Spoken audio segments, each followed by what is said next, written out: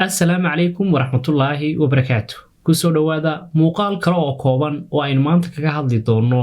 hamiga uu qofku leeyahay inuu maalin maalmaha ka mida uu guul ka gaadhay muuqaalkan kooban waxa uu ku saabsan yahay nin reer Nigeria ah oo muddo 24 sanadood u sabrayay inuu riyadiisu ay rumowdo maalin maalmaha ka mida waxa uu isku dayay markii ugu horeysay 24 sano inuu codsado dugsi lagu barto pilotnimada ama maadada duuliyaha diyaaradda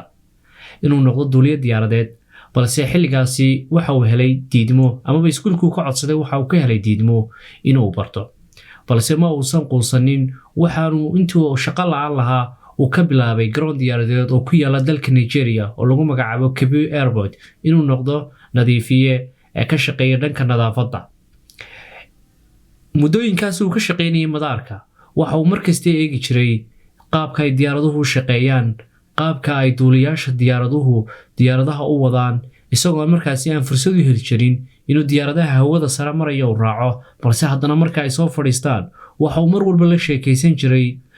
duuliyaasha diyaaradahaasi ka soo degaya ee kala wada isagoo u sheegi jiray in hamigiisu yahay in halka ay joogaan maalin maalmaha ka mid uu gaadho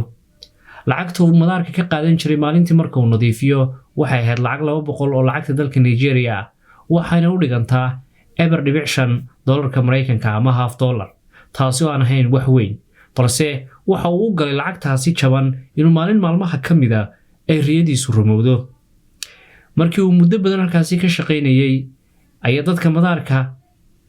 maamulayay waxay arkeen in ninkan yahay nin shaqadiisa daacad oo hawlkar ah waxaana lagu daray shaqalaha caadiga ah ee diyaaradaha raacraaca ee loo yaqaano crewga diyaaradda